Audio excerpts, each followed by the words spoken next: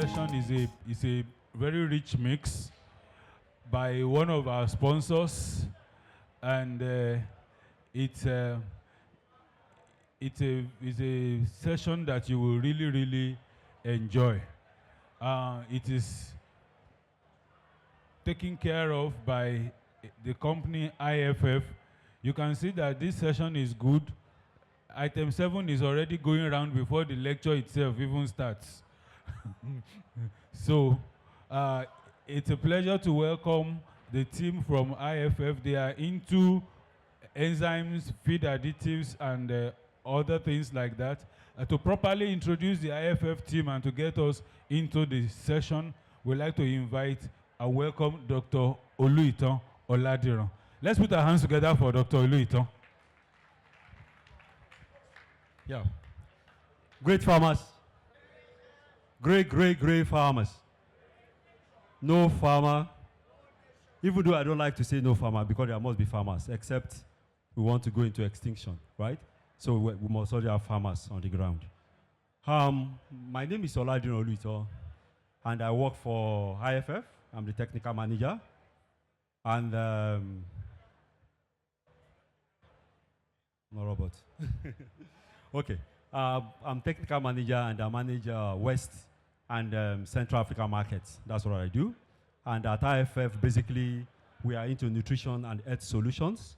And our key mandates and value proposition is around sustainability and improved productivity, optimizing productivity. So today, I want us to start with introducing, it's a brief history, it's a video history of IFF, how our solutions have evolved over the past 40 plus years. So please have a look at this video, and then in between I will chip in some words.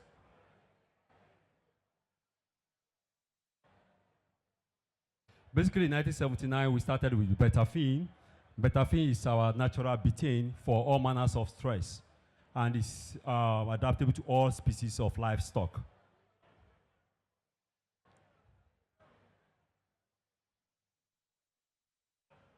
And in 1988, we came up with Avizyme and Porzyme. That the first one is for pigs, and the other one is for poultry. And these two products are the carbohydrate enzymes that we started in 1988. Then in 2003, we came up with another product called Phyzyme XP, which is a combination of silanase and protease.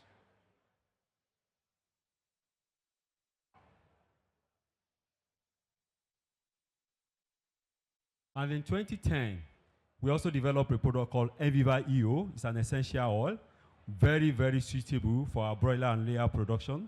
And in this case, if you use essential oil, you don't have issue with chronic respiratory disease and other respiratory troubles.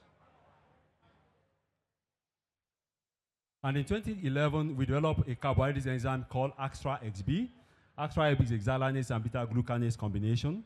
And this product is targeted against complex diets where you use a lot of co-ingredients, the wheat bran, the rice bran, the PKC, and the likes.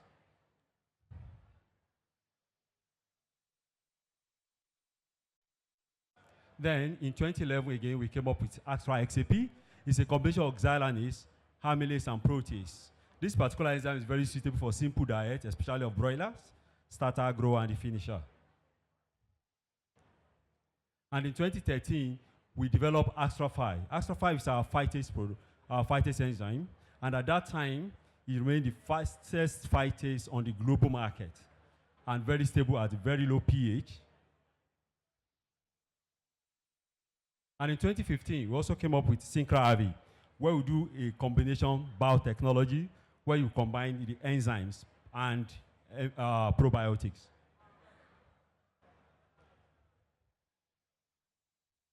In 2017, Syncra-SWI was also developed.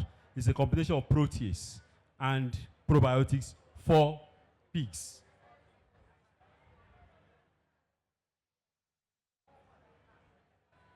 And then in 2017, we developed Enviva Pro. Enviva Pro is probiotic for poultry, across all species of poultry. And it's a bacillus strain. And in 2018, Extra-Pro, which are our protease enzymes, was developed in 2018, targeting, of course, the protein raw materials to make more protein available and be able to take care of trypsin inhibitors in our diet.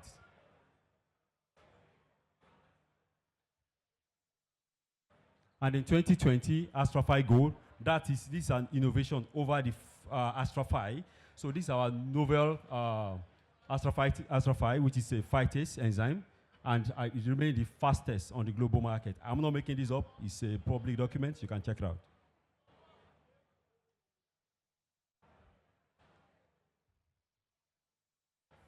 And in 2022, we developed Omnibus P169 and Omnibus CB.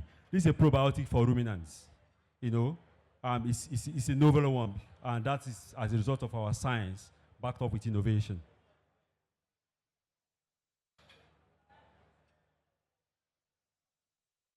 And in 2023, we came up also with Extra Prime, and this is targeting pigs. It's a blend of phytase and carbohydrates for pigs. So it's a snapshot of our biosciences breakthrough. So now we'll move to the presentation proper. Thank you. Slide mode. Okay. Now, Danisco Animal Nutrition is a subsidiary of IFF. IFF means International Flavors and Fragrances. Before now, we were with DuPont, and in 2021, IFF bought over Danisco Animal Nutrition and Health, and that's how we have become IFF today. And it's a journey that has been very, very rewarding. Next slide, please.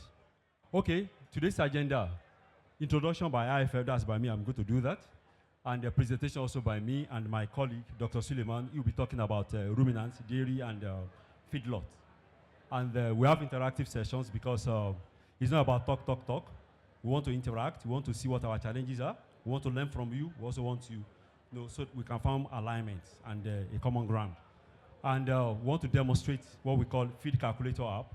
And part of our CSR is that we want to be able to bridge the knowledge gap. You know, I remember in those days when we were in school, feed formulation was something like, what do you call it? Like something that dropped from heaven. Everybody trying to hide formulation.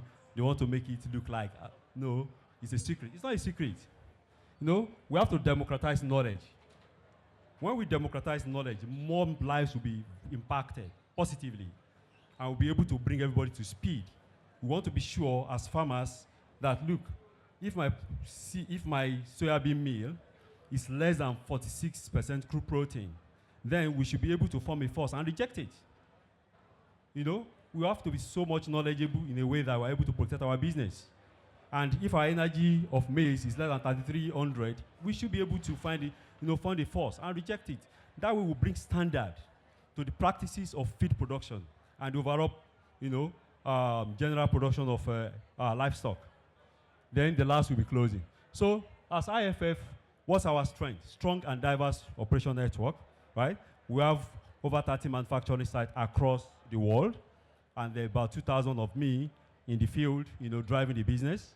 And we also have 12 R&D sites and 18 application centers.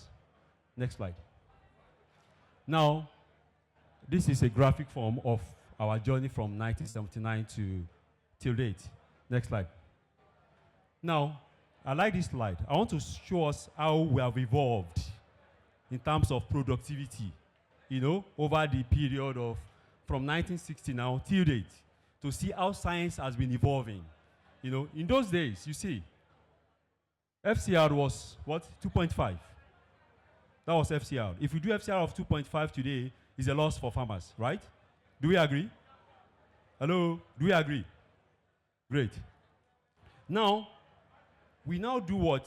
1.5 and maximum of 1.6 as we speak today. And this is just not by accident. This has happened as a result of science, as a result of technology, innovation. And that's why we're able to, to feed the teeming population across the globe, especially in emerging markets like Africa. Next slide. Now, what are the mega trends? What are the trends driving productivity, why we need to improve on productivity, optimize performance. We have to make more food available to the increasing growth of the population. Number one is that the population is growing across the world. The statistics shows that Nigeria will be about 400 million people by 2050, and Lagos will be the largest nation in the world in terms of population. By that time, by 2070, according to the forecast, Lagos will be 100 million people. You can see. So you see, we continue to experience population explosion, and of course, we need to feed ourselves. And that's why I said great farmers, and we said great nation, okay? Next slide, please. Now, because we are an organization that prioritizes health and nutrition, and we are now seeing that between health and nutrition, there's a synergy. And that synergy is that we eat food, right, to nourish our body, so also in animals. So we have seen that we have to find a synergy between these two. And that's how we came up with this concept called nutribiosis. And what that simply means is how nutrition is able to improve digestion, improve immunity, and also to improve gut health. Next slide. Now at IFF, this is what we give back to the market, to the farmers, to the feed millers, to all the players in the value chain. We're able to do that. Phytate level, we want to be sure that your feed is. Please, ladies and gentlemen, I want to appeal for a little more quiet. The program is being recorded and streamed live, and the sound is reaching. All of us in the exhibition stands, please, we are appealing to you for a little more quiet. The program is being recorded, and the background sound is disturbing the online viewers. Please, all of us at the exhibition stand, please, we'd like to appeal for a little more quiet. Thank you very much. Okay, thank you. So, in raw materials, we're able to check all the anti-nutritional factors in all of your raw materials. They've all got that in their natural state. Those are the challenges we are solving. And at the level of the premix, we want to see what level of the phytate, how enzymes are working in the premix, the probiotics, and also the natural betaine and the phytogenics.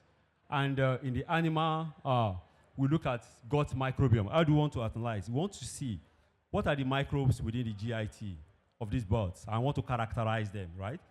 And so that we are able to show that these are the specific strains for these specific regions. And litter analysis, of course, we can take fecal sample and analyze, because these animals, they defecate, right? And when they do that, you increase the microbial load in the environment. We also want to be sure and be able to characterize these microbes. These are what we do for farmers. And on the swab samples, that is part of what we also do, non-invasive. Then optimized feed. This is where we say that if a farmer, you want to do a diet, right? When you do your diet, we can tell for sure your specific diet is different from another person's diet, meaning that we are able to provide a tailor-made solution to your diet, meaning that we want to be able to specifically treat your problem, and as opposed to general. Next slide. Now, we are now at the main topic of the day.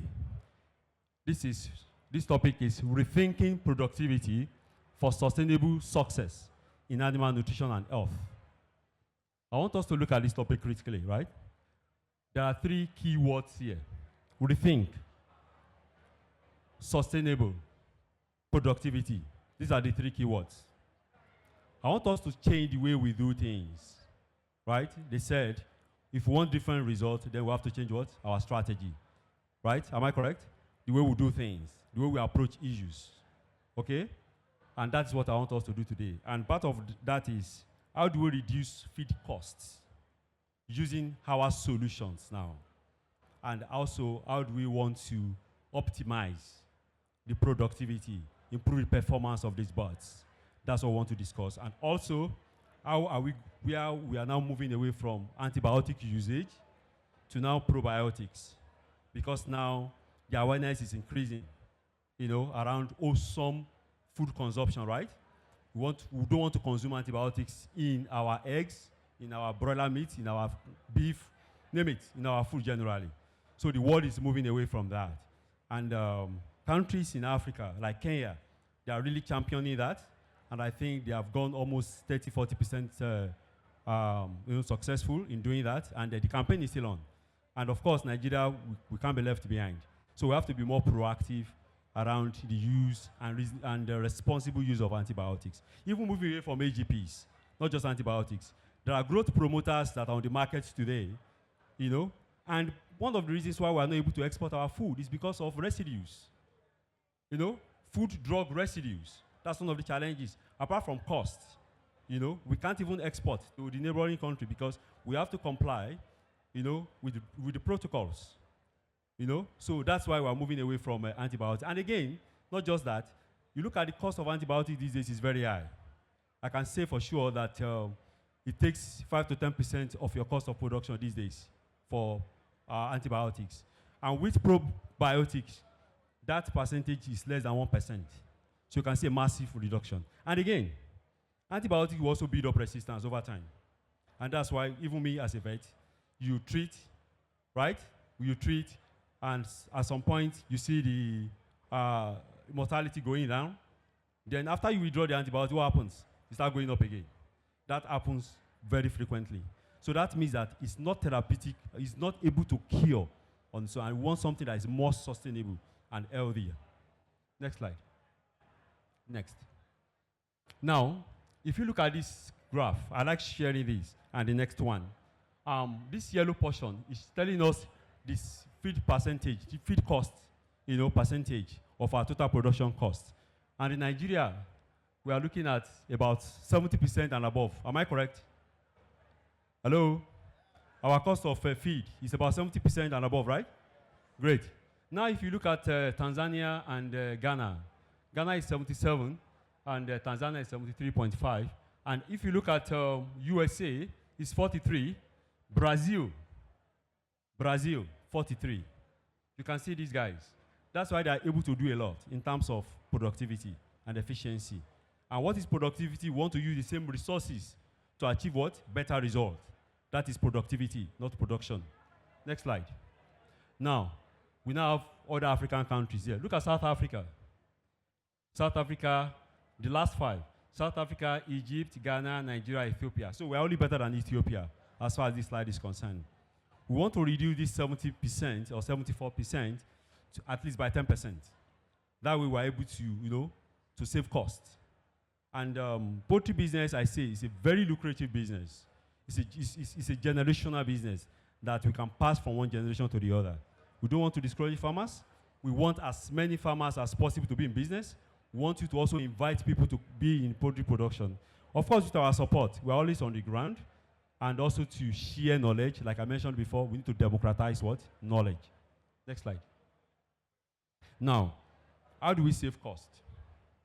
How do we use some of these solutions responsibly? We also have to understand something.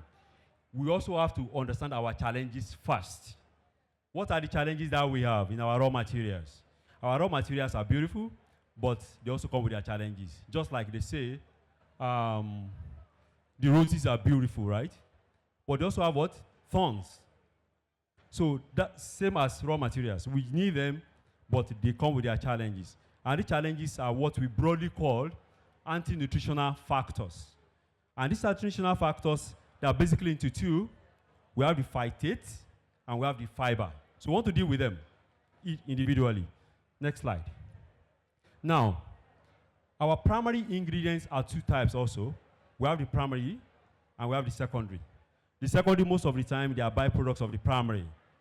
The primary products, but the primary products, if you see this, if you're looking at this slide now, you see corn that we use in Nigeria. We use corn, we use soybean meal. I've also seen wheat. Now, some farmers say they always want to see soybean meal in their raw material, in their feed.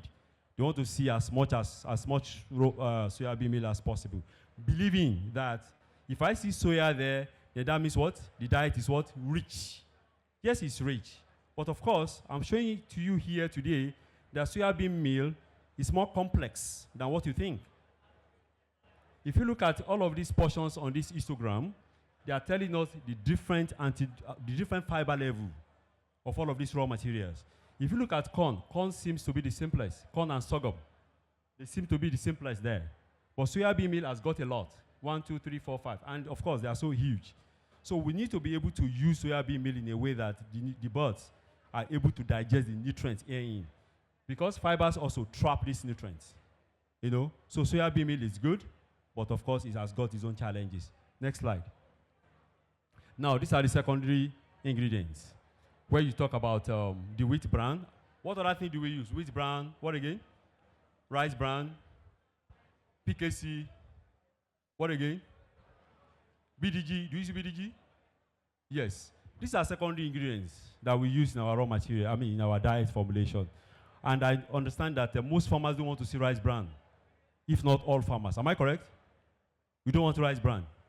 But I want us to want rice bran. After this presentation, then you see why we need rice bran.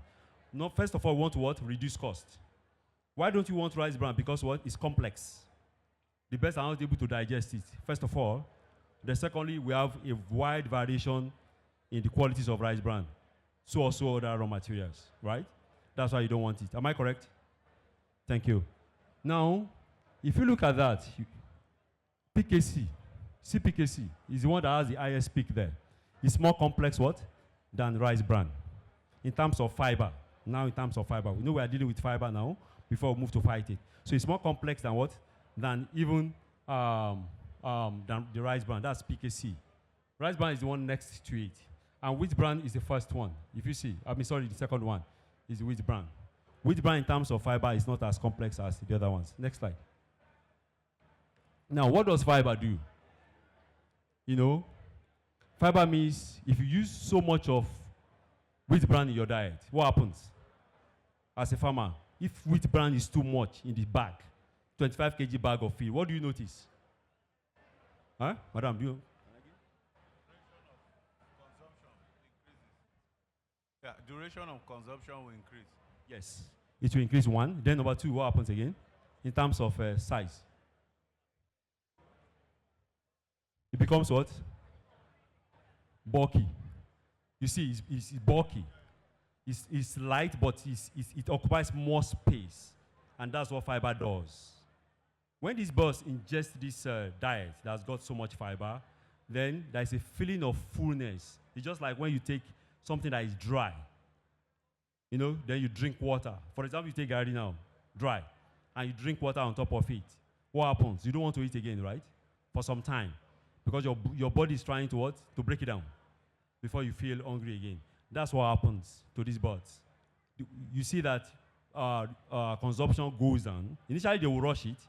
Then later, it begins to go down. And in that case, they are trying to digest. So that means the body now is fighting this complex fiber to break it down in the GIT. So all the energy the birds need to convert to production, in terms of broilers, to convert to weight, right? But in layers, to convert to eggs, and also to maintain immunity and other body functions, right? They are now using that energy to fight digestion. And when that happens, energy is diverted away from the primary purpose. Then what happens? Production begins to do what? To come down. Then before you know it, also livability begins to what? To also come down. Because they will fall sick. And why would they fall sick? Because a lot of nutrients are now escaping into undigested fractions now. They're now going, a lot of them will now go into the large intestine, which is the cecum, which we call the blind spot in the GIT. When they get there, the bacteria are there. The E. coli is there, the salmonella, all of them, they are all there. And they are waiting for this. And they love protein a lot. So when they see protein, what happens? They feast on protein, they break it down, and they use that to feed themselves. And when they feed themselves, what happens? They proliferate, they multiply. And when they multiply, they overwhelm what? The birds. And the birds, over time, succumb. And this usually happens within 1 to 2 weeks. And if you have the same batch of feed, and you keep giving, you are treating. When they fall sick, right? You are treating the birds. Don't forget, the batch of the feed is still on the ground. You are still feeding them. Then you now begin to see that it is not actually a medical case. You don't need drugs, per se. But we don't know. It's a nutritional issue. nutritional issues. So you need to solve that problem, you know. When you solve that problem, then the best way to recover spontaneously.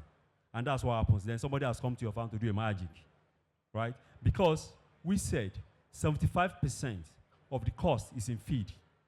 You know, as we farmers, you know, our attention should be on feed. I said every farmer must know the nutrient composition of their diet. It's a given. It is your right to know. Just like they tell us, you go to the hospital, it's my right to ask the doctor, what are you prescribing for me? And for why are you prescribing it? And why do I need this dose? And what are the side effects? You have to probe them very well. You go to a feed miller, check this house, check raw material quality. It's not much. You are spending a lot.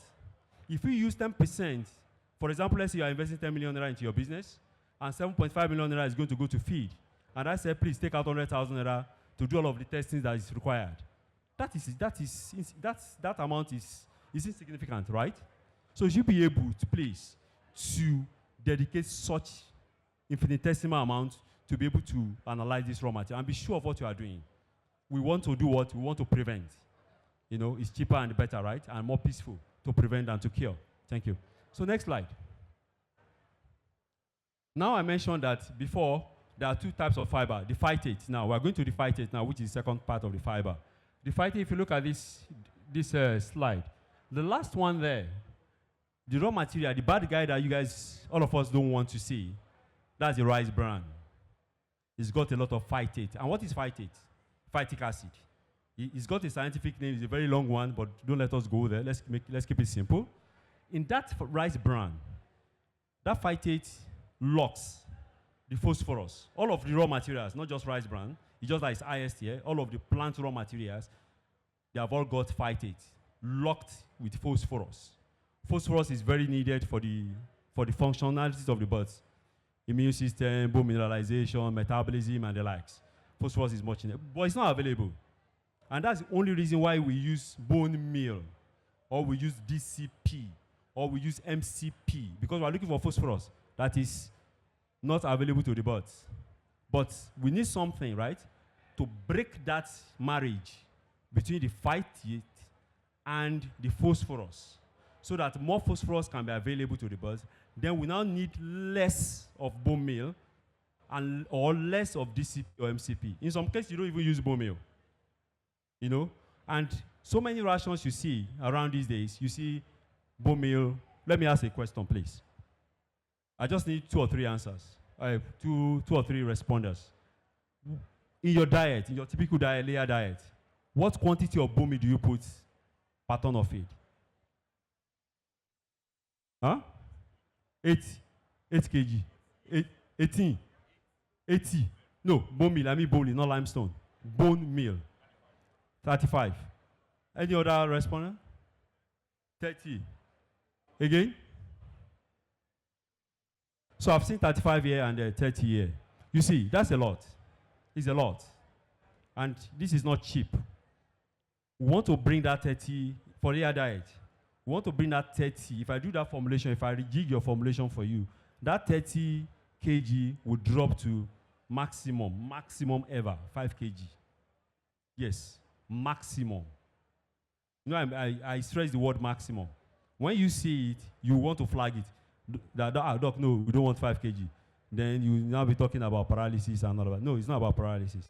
It's about the fact that the solution we're going to put there is going to release more of the phosphorus, you know, to the birds. You know, now we're requiring less of bone meal. Next slide. Next. Now, I mentioned the solutions that we have. Enzymes, probiotics, and natural betaine, correct? Now, traditional way of using enzymes. We formulate our diet, right? After we have formulated the diet, what do we do? We now put the enzyme on top. That is what we call on-top approach application method. Now, all farmers are scientists. We also need to understand science. You know, just basic science. Now, the world has moved away from on-top approach. long ago. You know, part of what we do at IFF is to keep educating the market. You know, we need to educate, we need to re-educate, we need to educate. Now, these enzymes that we do, if you look at this slide, please pay attention to this slide. If you look at it, there are 3 ways we use our enzymes. We have the phytase and the carbohydrates. Now, if you are looking for only calcium and phosphorus you want to release, I would say you use it at 30 grams per ton, only. That will only save you cost on what? On bone meal or DCP. Now, if I say we want to go further, we want to add energy to that. We want to take less of corn, right? Now, the enzyme is going to donate 75 kilocalories. That's the phytase enzyme. That means if I formulate my diet for poultry, for layers, so to speak, 2,750 kilocalories of energy, which is the standard for Isa Brown. I'm sure all of us use Isa Brown here, right? It's the dominant breed in Nigeria. So they do 75 kilocalories, that's for the phytase. Now, if you then combine with our carbohydrate enzymes, which also is going to donate its own energy, so that means you have 138 kilocalories of energy. Imagine you are taking 138 kilocalories from 2,750. You remove it, and now put the enzyme there. But the enzyme will contribute. Now this is where you do the cost savings. We'll get there. Next slide. Then you see what I'm talking about. Now, let's take a look at this broiler starter diet. Please don't mind the number there. This diet was formulated in November, December, when the raw materials were still eating the roof. So soybean meal 1,000. I think maize was about 700 plus too.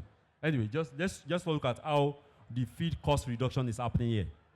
If you look at the one in the yellow and the one in the green, the one in the yellow is 488,000 naira, and the one in the green is 815,000 naira. Which is cheaper? Which is cheaper? The green. Great. Now, why is it cheaper? Because the yellow does not have enzyme. Then the other one has got enzyme. You know, like I mentioned before, the on-top approach is when you formulate the yellow, when you are done with the yellow, you now add what? Enzyme to it. So let's say your enzyme costs you like 7,000 naira. You now add 7,000 naira again to the 848. Then it becomes 855. That means what? You have increased the cost. Am I correct? You have increased the cost. But in this case, no, that's not how we're going to do that. The enzyme matrix value should also be able to contribute. You know? And that's why you see that price dropped from 848 to 815. And look at what happened there. If you look at the secondary ingredients, the brands, if you look at the wheat brand there, wheat brand is 2 in the yellow one, in the green one is 4. And when you also look at the bone meal, look at the bone meal, sir. Bone meal is 1.78. This is 100 kg. This is percentage, not in 1,000 tons. It's in percentage. So bone meal there is selling us 17.8 kg. From 17.8 kg, then we have 8.6. This is a broiler starter diet. And phosphorus is most needed at this phase. Starter or pre-starter or super starter. They are same, you know. Phosphorus is most needed at this stage. That's why you see so much of it at 8.8 versus 17.8. That's about 50% what? Reduction. Because it's what? It's a super starter diet. Now, if you then go further and then look at rice bran. Rice bran is used at 0.5 here. And in the green, where you have the enzyme playing its own role there, then rice bran becomes what? 2 kg, which is 20 kg per ton. Okay? So if you move from 0.5, which is 5 kg, to 20 kg, that's a lot. You have moved like times 4. Because the enzyme is what able to do what? To be able to use more of the rice bran and the wheat bran we don't want. Because they are complex raw materials, and we want to break them down, the nutrients in them, to be more available to the birds. That's why we use so much of that. You know? Now, let's go back to the other side of the slide. If you look at the energy is 2950 for the yellow. It's also 2950 for the green. Meaning that they have the same energy level recommended by whether Ross or by Cobb or whatever. You know, there are different breeds. Now, if you now look at the crude protein, even though the world has also moved away from crude, what is crude protein? It's just like crude oil. Nobody can use crude oil. We can't use crude oil to run our cars, right? They have to be refined. So now we are moved away from crude protein formulation to digestible amino acid formulation. Because what's the end product of protein digestion is what? Amino acids. And don't forget, body does not what? Store proteins. And that's why you say if you give too much proteins to your birds, what ends up? There's another disease we call metabolic disease called gout. Okay, don't let us go there. Let's keep it simple. So now, if you now look at the digestible amino acid, the lysine, the basic amino acids, when you are looking at this, digestible lysine, digestible methionine plus what? Cysteine, digestible threonine, and digestible what? Tryptophan. We want to say this for balanced. If you are not balanced, then your diet is not balanced. And now with this diet is targeted at 32 days for broilers and 2 to 2.2 kg at 32 days. That's the target for this diet in green. You know? So we're not talking about 5 weeks anymore. Right? So this is what this is saying. Next slide, please. Same thing is happening in the layer diet. If you look at the cost, it moved from 627 to 578. This is a lot. We're talking about more than 50,000 naira per ton of feed. Now, if you come to me and say, how much is your enzyme? Know what I say? I say, no, let's keep the cost first. Let's talk about your challenges. Because if I say my enzyme is so amount now, then you say, but there's another enzyme that is cheaper than yours. I'm going for that. Then I said, no, that is not the way to do that. If my enzyme is, for example, 2,000 naira more expensive than the other one, for example, right? And look at what you are going to save in a diet, 50,000 naira. Which one will you go for? Huh, boss? Thank you very much. So you see, we have to look at the functionalities, how these things are working. And that is what I want us to know today, that enzymes are supposed, if enzyme does not come with a matrix value, matrix value means the nutrients going to contribute to the diet. Please don't use that enzyme. Yes, don't. We need to enlighten ourselves, 100%. You get? Because we are in business because you are in business. If you are not in business, then I'm not supposed to be here. Even Dr. Mark will not organize NIPOLI. 100%. Everybody here, we are somehow, one way or the other, interrelated and interconnected. And everything ends, the buck rests on the table of the farmers. So we need the farmers to be in business. Next slide. Now, I mentioned before that at IFF, we are trying to close the knowledge gap. We want to bring technology now to you. Hello? Great farmers? Yeah. Let's look at this. We're in a digital age where information is moving at the speed of what? Speed of light. Even if it's not faster than speed of light now. Now we want to be able to use an app that we can download on our phone. You know, this app was developed by Single Spark in the Netherlands. You know, we know Netherlands is a great nation when it comes to food production. Fantastic country, right? Now, they developed this app, and we partnered with them. And we pay to them annually. It's a rental subscription, right? And this is paid for everybody here and beyond, all farmers across, all users across the world. So that is part of what we're doing. I want us to see how we can use this and download this on our phone. How many of us have got Android phones here? Android. Great. We have Android phones. Please, can we go to our Play Store? Play Store.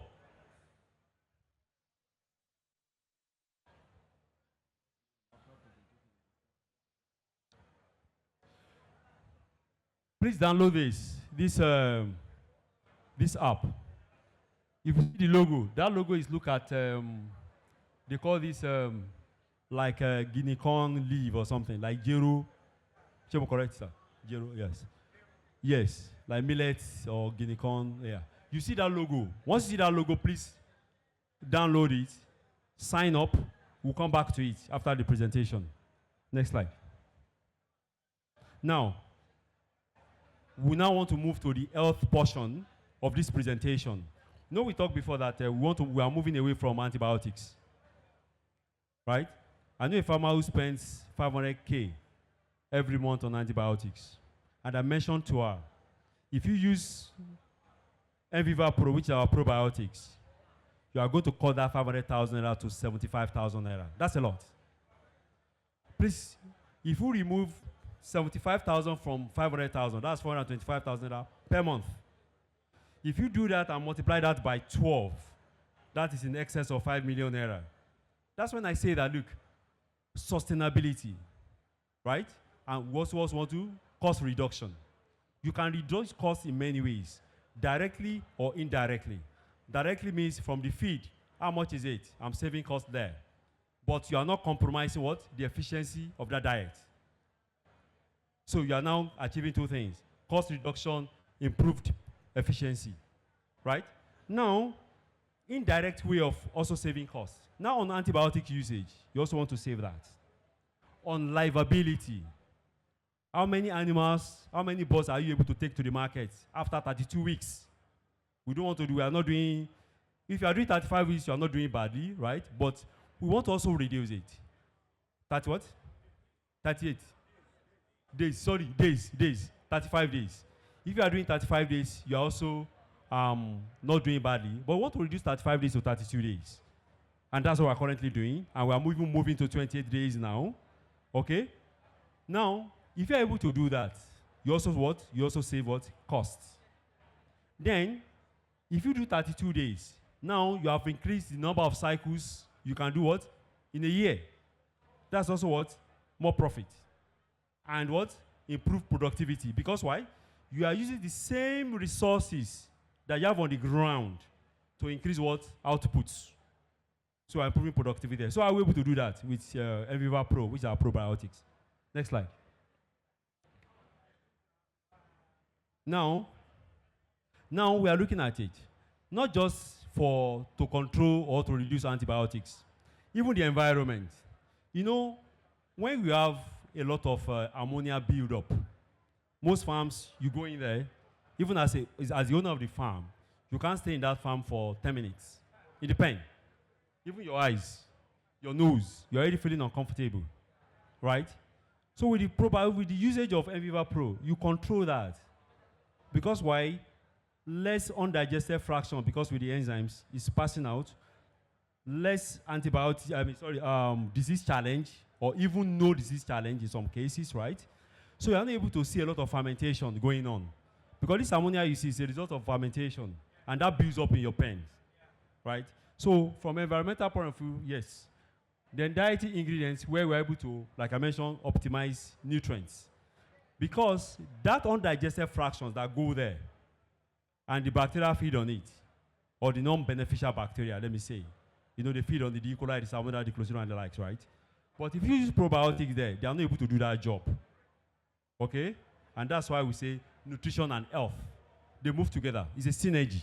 And that's why we have that concept called nutribiosis. Nutrition and what? And health. Then the last reason why we do that is because of antibiotic use. I've mentioned that before. Next slide, please. Now look at Enviva Pro. Enviva Pro is a three-strain lactobacillus, probiotics. And of course, we have patented them so nobody can use, right? And that's why you see the green, the yellow, and the red. Those are the patents. The three strains are patented there. Now, if you look at that, this probiotic is able to withstand pelleting condition. It's stable at 95 degrees Celsius. And it's 2 years shelf life. And of course, it can survive upper GIT, right? That is the acidic medium. We know that in the stomach, the acidity level is very high. And that is where you see most probiotics, most enzymes cannot function in the GIT.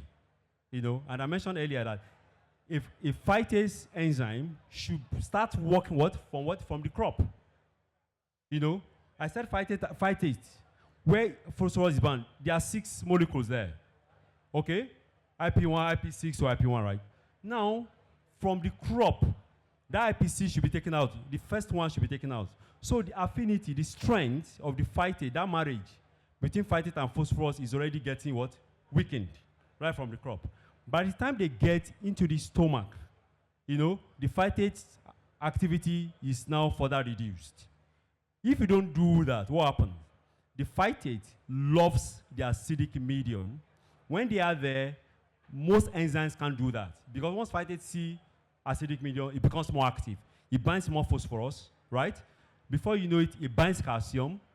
Then that calcium serves as a bridge to take care of energy and some of the amino acids. So you can see it's a whole lot of activities going on there. It's science. But don't let us bug us there. So now, I said that it's those at 150,000 CFU, which is about 250 grams per ton. That is how we use it. Next slide, please. Now, against Salmonella species, the probiotic is active against that. Look at all these 3 colors, the green, the yellow, and the orange. These represent the 3 different strains. And if you look at these as Salmonella species and strains, if you look at the degree of inhibition, at the peak, it's almost 1,800%. If you then find the average, we are talking about 78% inhibition. That means it's not allowing Salmonella to multiply, but as much as 78%. So we allow the 22%, the remaining 20% for the body immune system to be able to undo that. Next slide. Then if you look at, this is talking about E. coli. The same thing is happening at E. coli level there. About 75% of E. coli is also what? Is also inhibited, not allowing them to multiply. Next slide. Clostridium perfringens. How many of us know Clostridium perfringens? Clostridium. Do we know? In broilers. Do we know necrotic enteritis? Right? We typically see brown droppings. Sir, have you noticed on the farm? Yeah. It's the bad guy that is going down underground. Most of the time, it's not clinical, right? That means the birds don't succumb most of the time. But what happens there? They prevent absorption of nutrients in the small intestine. So less nutrients are uptook or are taken up by what? By the birds. That means what happens? Performance is what is compromised. You know, that's what this bad guy does. And with this, we are able to handle it. Now, next slide. Click again. How is Enviva Pro able to do this? Look at it. There are 6 mechanisms there. How is able to do that? If you look at the first one, it's talking about positive microbiome. I said previously that in the GIT here, we have 2 types, non-beneficial and what? Beneficial. Or we say good bacteria and what? Bad bacteria. Now, with our probiotics, Enviva Pro, it will increase the population of what? Of the good bacteria and reduce the population of what? Of the bad bacteria, giving us a positive what? Microbiome. That's the population of the entire microbes in the GIT. Now, the second way it's able to do that is it reduces colonization. You see these organisms, they don't just, once you ingest them, right from the feed, from water, from litter, even from wheelbarrows, whatever that will move around the farms, right? Which we call fomites. Yeah. Now, they go in there. They don't just cause disease that way. They must establish and colonize what? The system, the digestive system. They'll be there.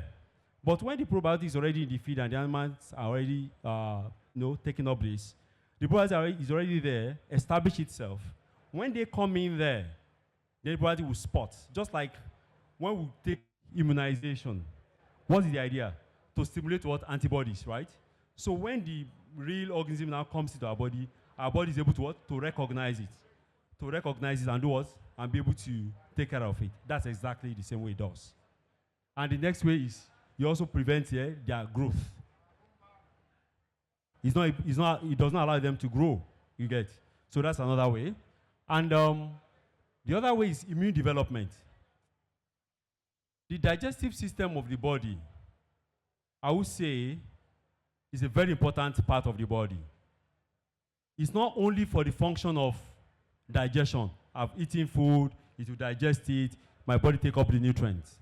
It plays a very critical role in immune system, our body defense system. 70% of our immune system is found here. Our immune defense mechanism is in the GIT. Just imagine you have diarrhea, you have dysentery. You know, the GIT is already compromised, your digestive system is compromised. So that means you have compromised about 70% of your body defense system. And that's why you see, even during cases of, I don't want to go to humans anyway. Let's go back to birds. When your birds are having diarrhea, what happens? They lose a lot of fluid. The defense system is compromised. Even other diseases take over. But if we take care of that, 70% is clean. The remaining 30% is not much of a headache, right? So that's why we say probiotics should be used in all your birds, broilers, layers, and across different stages of production. And the last one is the gut. It needs to improve the gut. You know, in the small intestine, there are what we call the villi. These are the guys that open up the space for nutrients to come in there, right? And get into the bloodstream. So it improves that structure. Next slide. Please, let's pay attention to this slide.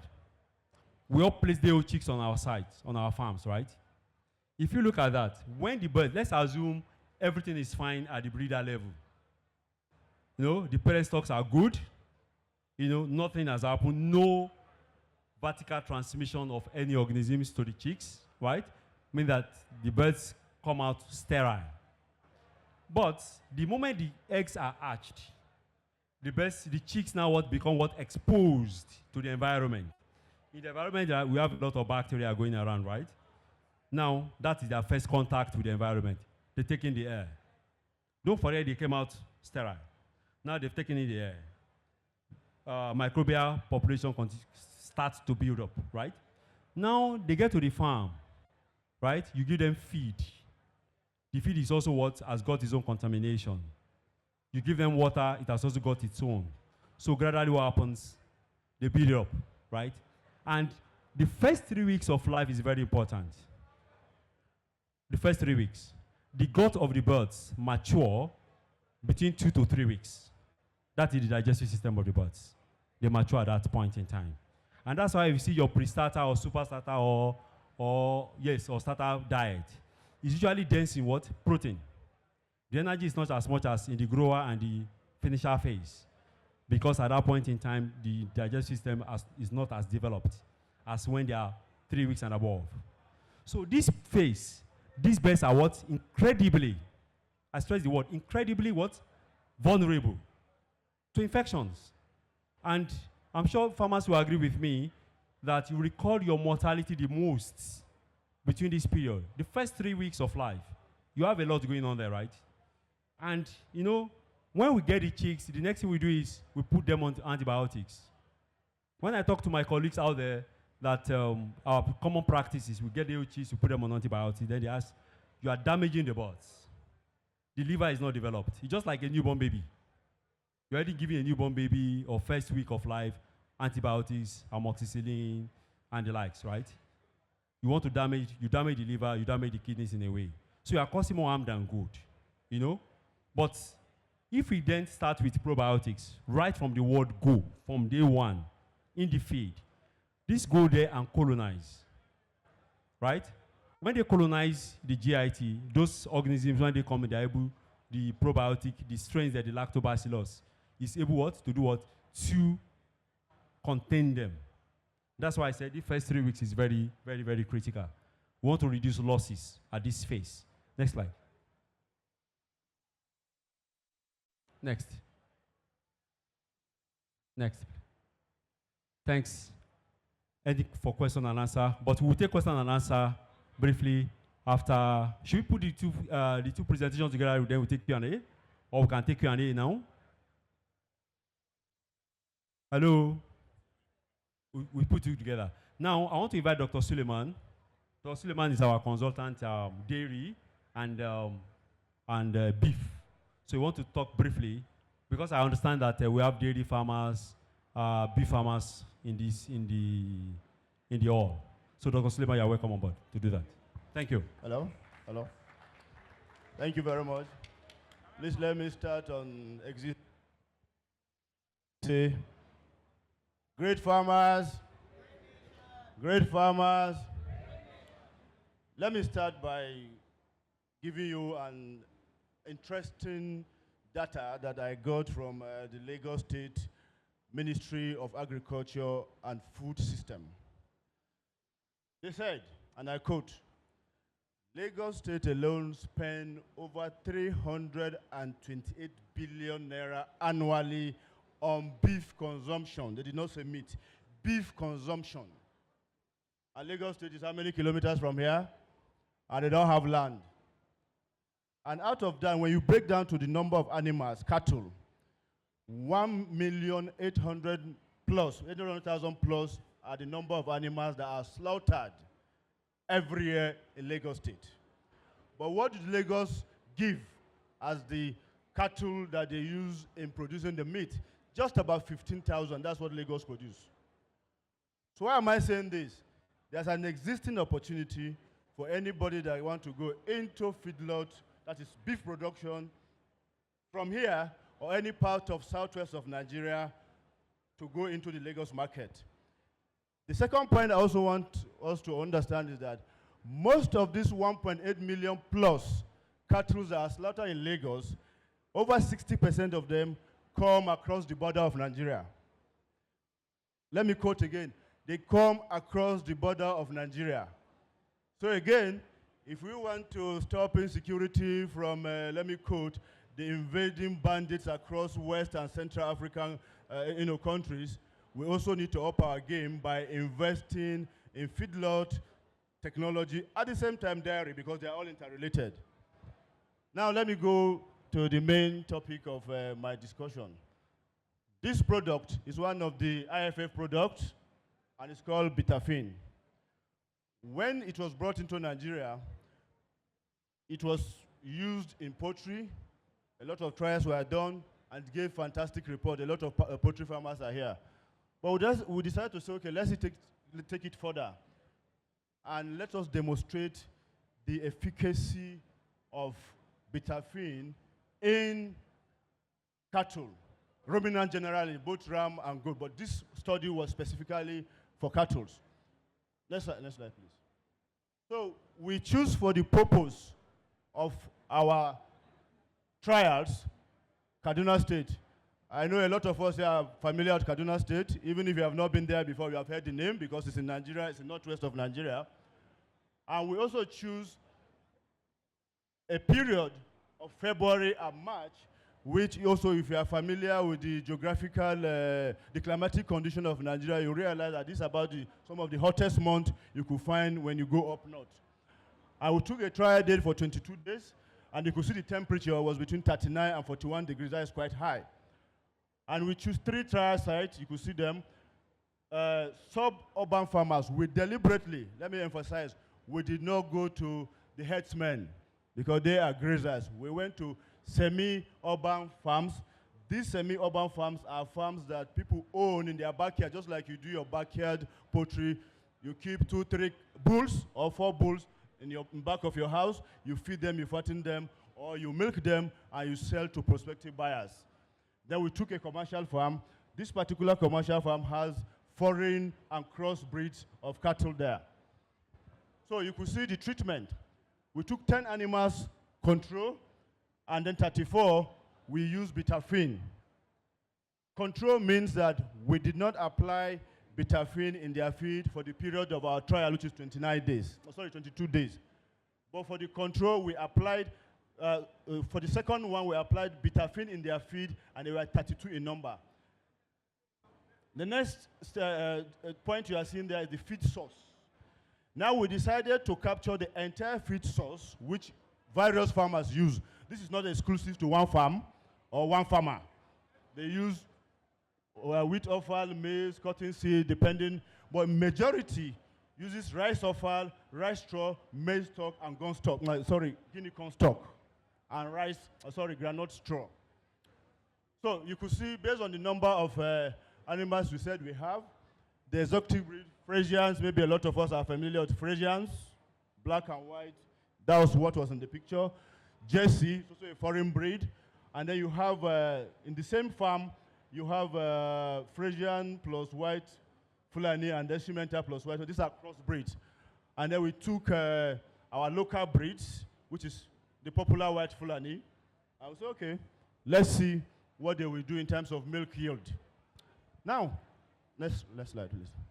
Now, let me point very clearly that the major function of betaine is to mitigate the effect of heat stress. But we should not misconstrue the fact that heat stress affecting our animals alone is not as a result of exposure to sunlight. Heat stress is simply as a result of the inability of the animal, whether it's birds, in the case of poultry, or ruminants, their inability to dissipate the heat that their body system produces naturally. Of course, environmental factors can complicate that inability. That's where you have the issue of sun and the rest can come up. So I think let that be clear. So we went ahead, and you could see from this data, week 0, the Frisian 1, you could see a point here, the blue represent the ones we are administering with betaine. And then of course, the control, the one that is gray, we are not administering betaine. So you could see that in week 0, these animals, again for emphasis, we took animals that were between 220 kg and 250 kg. 220 kg and 250 kg in their prime. Some of them are going to lactation, so we want to see. We don't want to pick animals that are already in lactation, that have experience. Because if the duration of lactation is more than they have experience, they have other ways of bringing out milk for you. But we say, no, let's use what more or less like, okay, they are first timers, in milk production, so let's see. There were records that were kept for those first timers. So what do we do? You could see the first week, this particular animal, they were on 7.5. By week one, they went to 8.7. This milk that is produced, liter of milk that is produced. By week 2, 9.9, and by week 3, they were 11.3. This is average for the Frisians. Now, of course, the same Frisians that were in control, you could see what happened to them. The first week, 6.0. Second week, still maintaining 6.0. Week 1, 6.0. Week 2, 6.0. And by third week, law of diminishing return has started going into their milk, so it went down into 5. Again, Jersey, we could see 5.5. First week, 7.0. Week 2, 8.5. And week 3, 8.8. Now, for the crosses, again, we could see 6.2, 7.2, 7.9. Of course, there's a diminished return, 4.0, 3.0, 3.0, 2.5. Simmental white Fulani, we could see 4.5 up to 6.8. And then we could see, in fact, in this particular case, there was a flat. For the period of 3 weeks, it was flat, 3.0, 3.0. Then the local breed, our local breed, which is the most popular around, again, there's an improvement. 2.0, 2.5, 3.0, 3.5. Of course, those that were not administered diminished from the 2.0 to 1.6 to 1.3 and to 0.9. Next slide. Yeah. So we could see what the graph is looking like. For those that we have administered betaine, you could see the increment, and those that are in control, you could see the increment. You could see there's a plus of how many percent, you all see them there. So go ahead. Now, at the time we did the study, a liter of milk at Farmgate was sold at 850 naira. per liter. That's for animals that are in commercial farms, the Frisians, those guys that keep their own in commercial farms. And because you have an increment for an average increment of 3.8, you could see that the revenue of that particular farm increased by 3,230 naira per cow per day. That's a return on investment of 8.2%. For the white Fulani plus Frisian, you could also see there's an increment. For the JC, you could see there's an increment. For the cemented, there's an increment. Of course, there is a disproportion in prices for the white Fulani because our people, as it always, we prefer foreign. So even in the milk, we say which one is foreign animals. They pay more than the ones that are local animals, white Fulani, which goes for 650 naira. But even as at that, there is an increment on return on investment for 1.8%. So you could see it. Next slide. Again, we also did for feedlotting. Feedlotting is one of the biggest business I think this fora could go into because it's less capital intensive. You don't need to run after anybody for market. Even if you have 1 or 2 animals at your backyard, you could feedlot them and then look for the next butcher around and say, I'm selling my, or anybody around. They could buy you either for Salah, for Christmas, for naming ceremony, for Owambe, and all of them, So, next slide. Again, we took the same experimental model, Kaduna, 22 days, within the period of February and March, 39 to 41 degrees. Again, using the same technique, we didn't look for Fulani herdsmen. We went to people that in the city, Kaduna city center, that have their cows in their backyard, rearing it for sale. And then we went and took one commercial farm. This commercial farm is an outskirts of Kaduna on the way to the airport. Now, 5 beef cattle were used for control, and then 11 for the experiment. Again, 550 grams of bitafin was administered into the feed. Now, this feed, as I said, this just captures the entirety of what the farmers are using. But when you go to the individual farmers, some of them pick 1 or 2 or 3 of these raw materials, and they grind. They chop and grind. No, what expensive thing are you seeing here? Cotton seed is just rare. We just made only in one farm, and probably because the person has connection with an oil mill company, he was getting scored. But in other case, nobody was using cotton seed. Molasses was rare, but the most common was rice offal, rice straw, and brewer dry grain, BGG, Dusa. That's what they call Dusa. And then they mix it up with bitafin. Of course, you grind. For ease of digestibility, you grind and grind. You don't just give them as shafts. So, okay, again, this is what we did. Now, for the purpose of this feedlotting, we did not take foreign animals. We did not take foreign animals because we realized the economic of production is not going to allow you to make any serious profit on your foreign animal. So we took our local breed, Kuri, the big horn guys, Red Bororo, you see them brown color, and then the Sokoto Gudali, the one they call Bokolos, big horns, no horns, very thick skin. You see, so you could see. So in Kuri, 3 control, Red Bororo 1, Sokoto Gudali 1, and then for treatment 533. Next slide. Again, this is it. Week 1, normal weight per week, 3.0. By the second week, it has shot, and by third week, 13.3. 0.6 for Kuri. Red Bororo, we could see it from 3.7 to 13.3. Sokoto Gudali, we could see from 4.7 to 15.3. So again, if you want me to recommend which one is the best feedlot, I will tell you this is the animal you use for the best feedlot.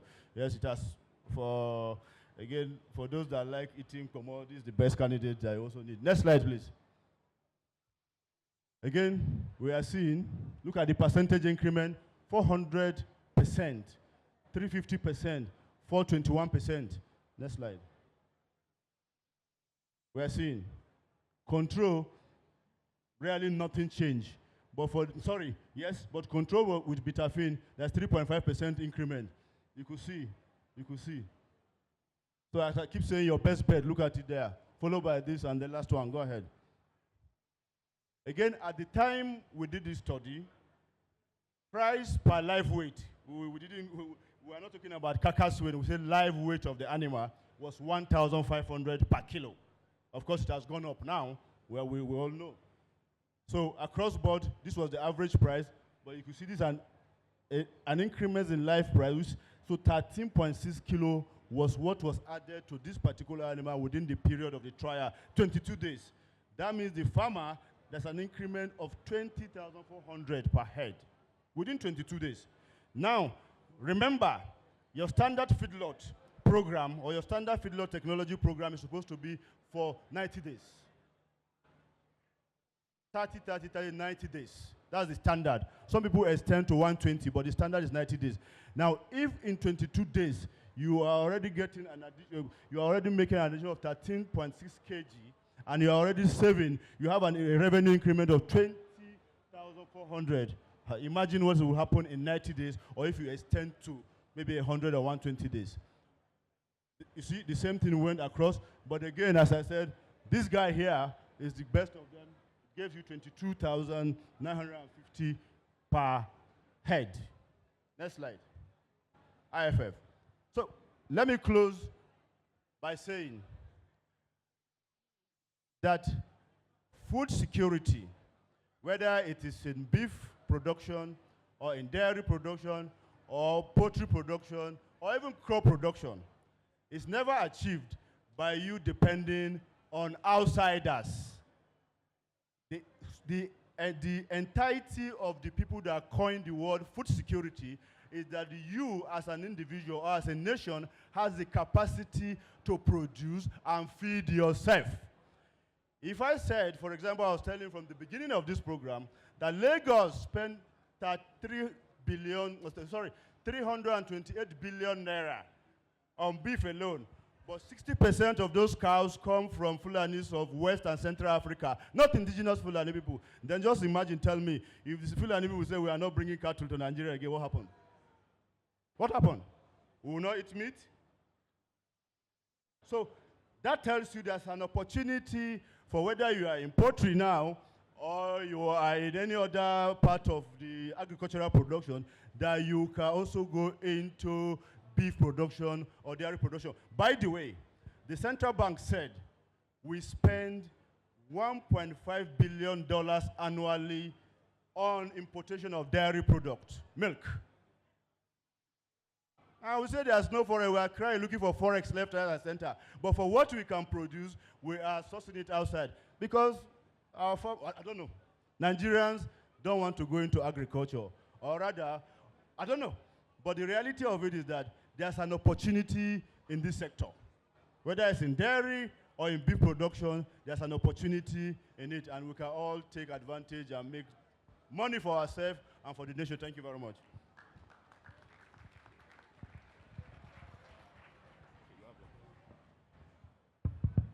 Yeah, thank you very much, Dr. Suleiman. I want us to follow the leads of the audience. I want to crave your indulgence. How do we move now? Should we do the feed calculator app, then we do the interactive session thereafter, or which one should come first? Which one? The feed calculator app. Okay. Now, have we downloaded the app? Have we all downloaded it? Hello? Technology we want to do here. Okay. Have we signed up also? Have we signed up? It's not on iOS, it's on Android for now. We will get to iOS by the end of the year. Hello, have we downloaded it?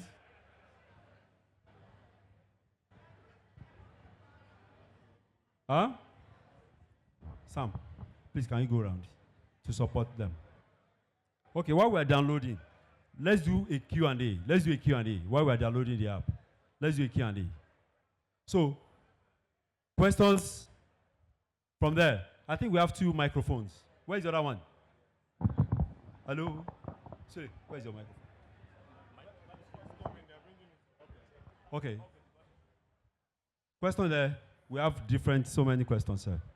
Okay. Where do we start from? Somebody raise hand somewhere here. Okay. Yeah. Friend of the house. Good afternoon, house. My name is Femi. Thank you, IFF. I've been a partner with IFF for about 2 years now. Your products are very good, fantastic. My question is, please, your emphasis on enzyme is only on phytase. Please, why do you have much emphasis on phytase? Why not additional enzymes? Or are you telling us the other enzymes are not that important? That's one of my questions on phytase. And on Hello. on your probiotics. Your probiotics. Can we also add other probiotics to it? And my question is, I've used probiotics before on my pigs. They are having diarrhea and it works for a while. After a while, the issue came up again. So does it mean the probiotics has worked for a while and it's not like effective on the animals? Or I didn't use it well? Or there's something else I should do in addition to using prebiotics? These are the two questions I have. Thank you. Okay. Okay, should we take more before I respond? Okay, one after the other. Okay, the class I should respond to that question. Yes, I talked about phytase and I also talked about carbohydrates. When we're talking about energy contribution, I mentioned that the first one, which is the phytase, will contribute 75 kilocalories. And the second one, when you add to it, it contributes what? I mentioned 138. So I talked about phytase and carbohydrates enzymes here. And on the probiotic, well, I don't know the brand you used. I won't be able to comment on that. But effective probiotic does not have resistance. No resistance is built. It's not toxic. And our probiotic is also host-specific. On the global market, there are two probiotics that are avian, poultry-specific. If you go to EFSA, European Food Safety Agency, go to their site, right? You see two of them there. Eviva Pro Hours, then the second one you can check. So these are not Greek, they are public documents, that's why I'm able to say it here, right? And also, is the only probiotic on the global market that prevents inflammation, especially during coccidiosis challenge. It's also not my claim, it's also something that is on the site of EFSA. So second question, please.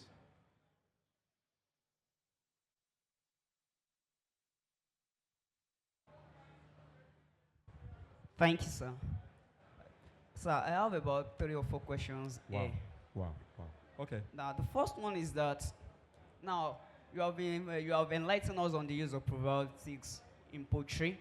Now, I want to ask, is there any contraindications of using these probiotics and enzymes? Probably we use it in excess, or as a small-scale farmer, we did not use the required quantity.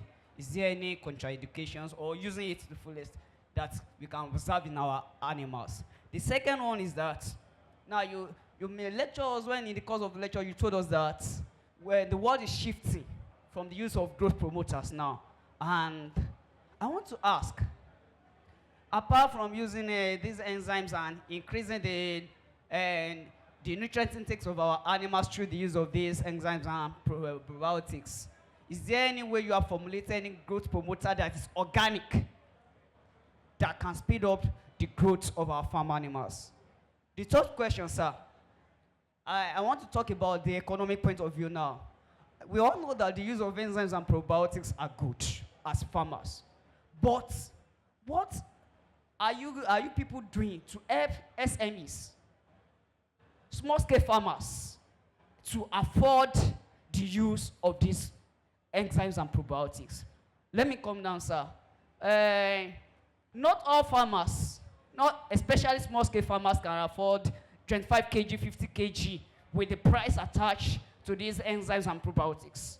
Now, if you can help us in the sense that it comes with a 5 kg, I believe small-scale farmers can have access and And also by that time, we can also grow to the level of 25 kg. Thank you, sir. The fourth question. Wow. I'm very sorry, please. I'm very sorry. All right, sir. Now, in the course of our lecture the other time, we were made to understand that when we combine enzymes and probiotics in our feed, and with the feed formulation given to us as a prototype in the lecture, that we are sure to attain about 2 kg in 32 days. Sir, I want to ask that what is the level of guarantee that as a farmer, I compounded my feed using the same, the formula you gave me now, that I'm sure to obtain the same result? What is the percentage guarantee I will obtain the same result as using branded feeds that we buy from these commercial feed sellers, sir? Thank you, sir. Dr. Sule, please, you give him the microphone, but I think I lost some of them. I can't. Okay, I think let me pick it from the last one. The last one. You asked for guarantee, right? Then when you ask me for guarantee, I will ask you there is no guarantee. You know why? Nothing is guaranteed. Because why? There are a lot of, it's not just feed that determines the outcome. Here we are saying 75% of the cost of business, right, is feed. So we want to work on that. So if I give you a formulation, which of course I've run, is working, right, and you get to your farm and you are not serving, even as simple as you are wasting feed on the ground. How can I guarantee that? You get it? The genetics of the birds too, how can I guarantee that? I'm not a breeder, right? So there are other factors that may not be able, that may not afford me to give you a guarantee.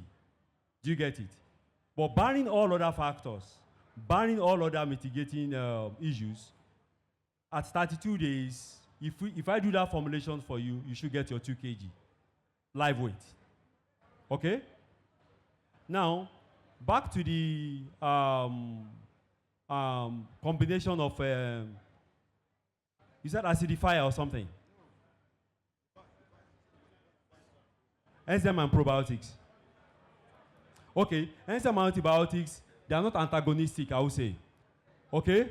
They are complementary. And that's why in that video, one of the solutions is a combination technology. Enzyme and probiotics, together. That's the Synchra RV and the Synchra Swine. You see that? And of course, we have also done something. You are mentioning about small and medium-scale farmers not being able to afford. We recognize that 100%. Because these are 25 kg bags. This is how they have come from Europe and the US, right? And we thought it wiser to make it more accessible and more affordable. Then we have done this. You see that? We have been able to put all of these three together, and this goes into a ton of feed. Okay. So, and we don't want you to traditionally use it, like I mentioned before, after your formulation that you are on top, right? We want to tweak that formulation to make it more precise, just so that we're able to manage nutrients, waste of nutrients, loss of nutrients. Okay. Then, what other have I responded to all? Huh? One more? Which one? I asked about, you said we should shift attention from the world is shifting attention from the use of growth promoters now. Yes. I'm now asking that, is there any way that we can have organic boosters, growth promoters to be used in animal feed? And sir, the question you answered, sir, I'm asking that, is there any contraindications of excessive use? Okay, great. Yes, that's true. I got it. Thank you. Thank you. Now, as far as enzymes are concerned and probiotics are concerned, like I mentioned before, they are not synthetic, they are not, there's no overdose. What happens is, there's a particular dose level where beyond which you increase, then you don't get value. That means you spend more money and less value for that. So they are not toxic to your birds. Okay, it's just that they will not work at a certain level anymore. Because they work what? On the substrates, those anti-nutrient factors. Once they reconcile and they have done their job, then, okay, for example now, phytates, for example, in broiler diet. Traditionally, we use 100 grams per ton, okay? And in more advanced system, like in South Africa now, they are doing already 250 grams. That's 2,500 FTU per kg of that, right? And in the US, they're already doing 300 grams, which is 3,000 FTU. So if you go beyond that, from all of the research you have done with our solutions too, beyond 3,000, you don't get to see values anymore. So if you overdose, it only impacts your cost, but it's not going to disturb the birds. Am I done? Huh? Growth promoters, if they are also overdose, alternative. Do we have organic growth promoter? Can you mention one? Huh? We don't do growth promoters as IFF. We do probiotics. Okay? And we have seen that with probiotics that we are now campaigning for, it's non-toxic. You understand? There is no residue. You can use our probiotics from day one to even day of slaughter. And when you slaughter your birds and there is no residue. So the food is awesome. Okay? Thank you. More question? Okay. Sorry, I want to get some clarification. Okay. You said the probiotics, which I know, you said they have they colonize the GIT. So I want to ask, from day one, when you take the chicks, with the vaccination programs that we have, is there any correlation to the effect, the best response to the vaccines that will be given from day one? Then secondly, as the birds as they get older, when they become old layers, there is this tendency for the eggshells to reduce in strength. So I'm just asking for clarification. As the birds get older, do you increase your inclusion for enzymes? Okay. Thank you very much. And then thirdly, okay. I don't know, but I think that the phytase has a lot of advantage in terms of weight gain. When you split the phytic acid and then you release more of the phosphorus, the ionositol has a positive effect in improving the weight gain of your broilers. Okay. Let me respond to that. The first question is around the compatibility of the probiotics and the vaccines, right? Compatible, no issue. Even with the probiotics, we even help to, to elicit more immune response. Okay? So there's a synergy there. Then the second one around old layers, right? As they get older, the eggshell quality have issues, right? Yes, in diet formulation generally,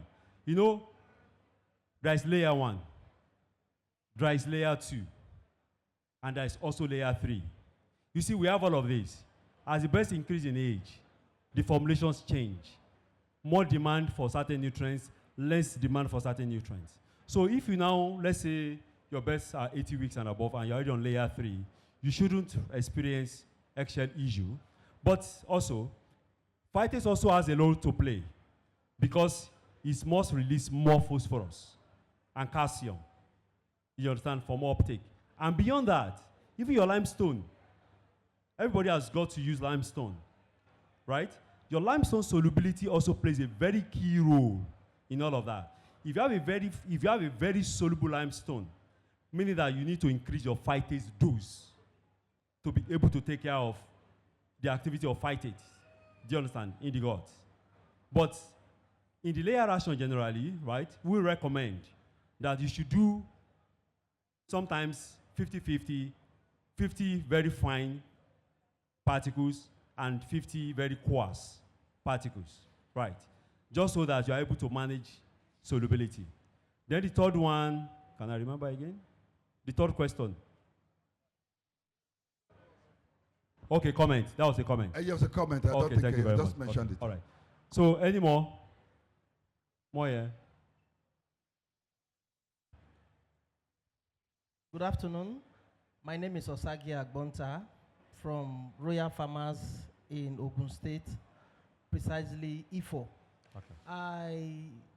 I know there are a lot of enlightened people in the house, but I will tell you categorically, is there any way all this lecture can be translated to vernacular or pidgin? Yes, to carry everybody along.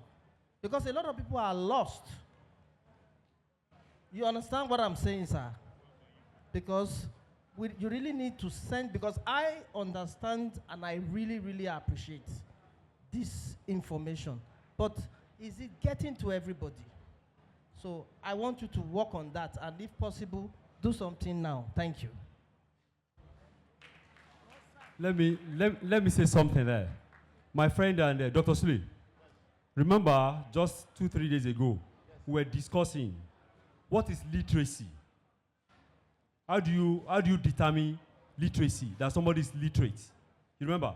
Yes. And we said, if I can write and speak Yoruba, I'm literate. You get? Hausa, Igbo, Efik. If you can write and speak it, you are literate. That's what we define.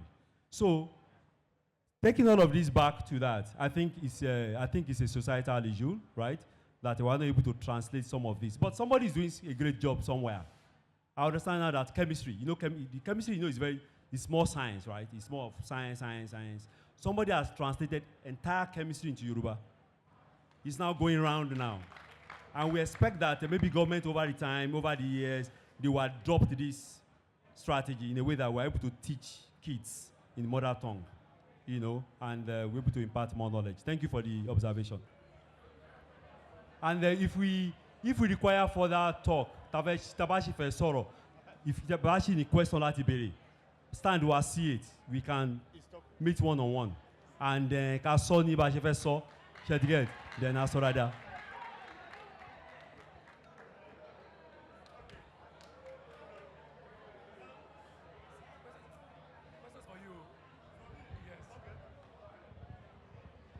Thank you so much. Thank you so much. Yeah, concerning the ruminants. Hello. Great farmers. Great farmers. Great nation. No farmers. No nation. Thank you. Yeah, concerning the ruminants lecture that we received just a few minutes ago. Yeah, you are telling us some things about how to do mini ruminants farming behind our closed doors and there. But what is the help government is ready to do for agricultural sector? Because majority of these people working in the House of Assembly, Senate, and all of them are drinking these foreign products. Talking about dairy. After I produced, made in Nigeria, how many people is going to buy it?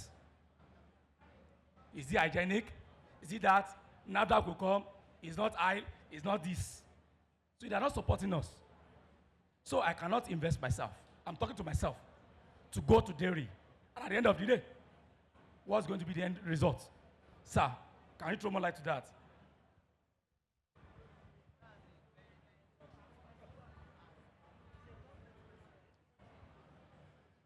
Great farmers. Well, I'm not a government person, and I'm not a policy maker, neither am I a politician, but we operate in the field. I'm a consultant, so I could pick your talk and we'll take it forward. But let me say something. The president, I don't want to be political, please, this is not a political forum. The president recently, last week, signed, for me, a very historical, what they call bill, executive bill, or what do they call it, which he termed Nigeria First. Nigeria First. I don't know that any of us are bothered to go through the document. I've read it, because as a consultant, you need to be on top of your game. And what that said is every product that is produced in Nigeria will be given first priority by the government across board, federal, state, and local government before foreign. And he has directed the Bureau of Public Procurement to prepare a document where anybody, any company, whether private or government-owned companies that want to buy anything, they must prove that no Nigeria company or Nigeria individual are doing that. So for me, I think we support the president. Sorry, I don't want to come. That's number one. Anyway, yes? You want to say something? Okay. Yes, sir. Thank you very much. In addition to answering that question, my name is Ola Emmanuel. I'm a cooperative consultant. What the government have been doing is to focus more on collaborative approach instead of individual farmers presenting themselves. Perhaps we, in some areas, we will begin to organize ourselves and we present a common front whereby we can enjoy what we call cooperative interventions in what we do. That will be better, and it gets much attention from government. I can say there are some funds out there presently as we are speaking, but you will get it more, even faster, if you present yourself as a cooperative. I think that will be a good addition to what they have said. Thank you, sir. Yes. As he said, that is correct. The government is de-emphasizing individual approach to seeking government facilities. Because the history has shown, we go, we collect money, we don't do what we want to do with the money. And when they say return me back, we begin to cry, it's our national cake, it's part of what we have taken. No. Now, when cooperative organizations are formed, they have leaders, they are registered, and so if you collect money, you don't return it, they capture the leaders of the corporation and they will get hold of you. So I think that is also there. But the other thing I also want to say is that concerning the dairy you are saying, I will tell you, in the next 3 years, there will be no importation of dairy products to Nigeria. No, it's a policy. Now, the first thing the Central Bank of Nigeria has done is to say, okay, fine, we are spending so much forex on importation, but we have the capacity.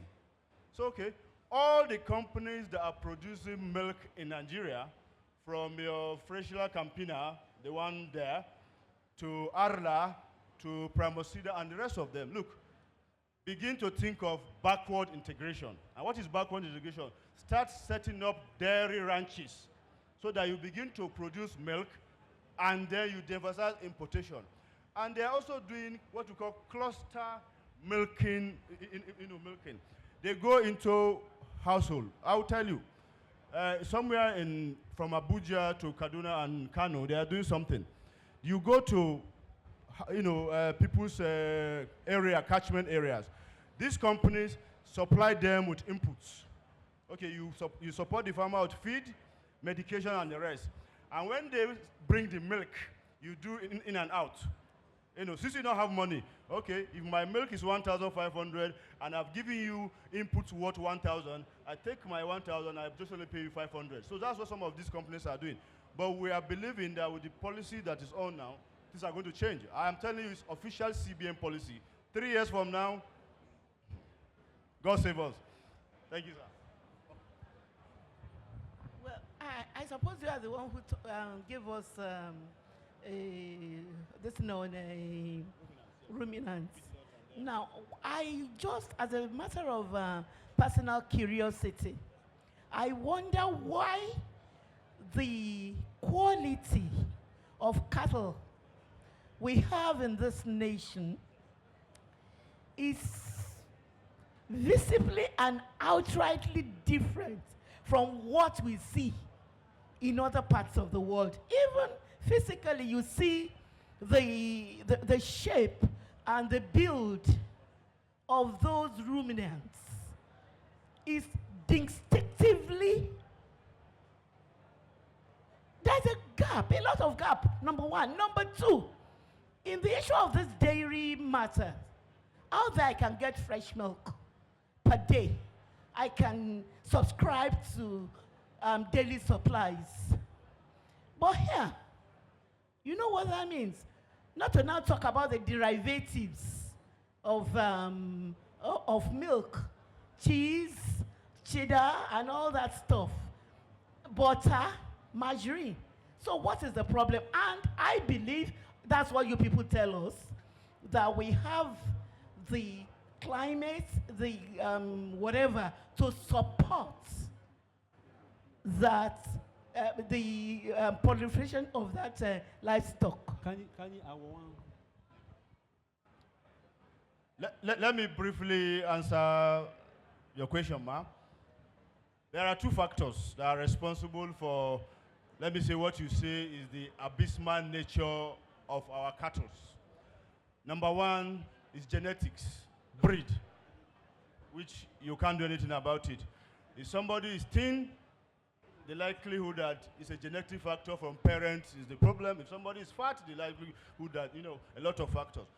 But the second most important, which I feel is even more important than the first one, is the nature of our production system. There's no way your animals will add weight, they will be able to produce milk when you keep crisscrossing the country thousands and thousands of kilometers every single day. So in other words, for as long as we insist that open grazing is the method of our cattle, sheep, and goat production, our animals will continue to remain the way they are. And we will not get the right milk, and we will not get the right quality of beef. Not just the size, but even the palatability of the meat. So that is why the emphasis now is to try as much as possible to de-emphasize grazing. Build ranches. And that's what we are saying. If you don't have the money to build a big ranch, even at your backyard, 2, 3, 4 animals, that's the model they do in Kenya. Two dairy cows in the back of somebody's house, two feedlot animal in the back of somebody's house, and at the end of the cycle, they sell and collect their money. You don't need big ranches. So we believe, well, there is an ongoing effort, reforms, livestock reform programs, and the rest of them. The present minister of livestock is somebody that I know. He has a big ranch, so he has been a ranchman. So we hope he will be able to collaborate with the Presidential Committee on Livestock Development to be able to begin to replicate and de-emphasize the issue of grazing. Because I will tell you, if you de-emphasize grazing and allow for ranching, whether it's in dairy or beef production, we don't even need the number of animals we have in Nigeria. Because what we have now is that you have 100 animals that could not give you 50 liters in a day. Whereas our foreign counterpart, Frisian, for example, in Holland, one animal can give you 50 liters. Yes, because your own, you keep moving across with no food. In fact, number one, there's no food. You run from Sokoto to Bayelsa to Abekuta, you run to Calabar, and you enter everywhere you are. And then, the most important is that you are going to solve your insecurity problem, which invariably is also affecting the other part of agriculture, which is crop production. And crop production affects your poultry production, because no maize, no soya, your poultry also die. So it is important that government, as a matter of emphasis, must start from attacking the idea of grazing, because it has a spiral effect. As long as cattle keep moving around, we are going to be in trouble in our poultry production, because you have no feed. Thank you very much. Any more questions? Any more questions?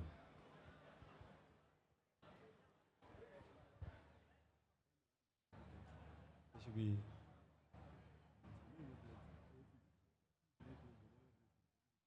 Okay. Just to cap it all, Sule, Dr. Sule. Just to cap it all, in our team, madam, see us, we are 3.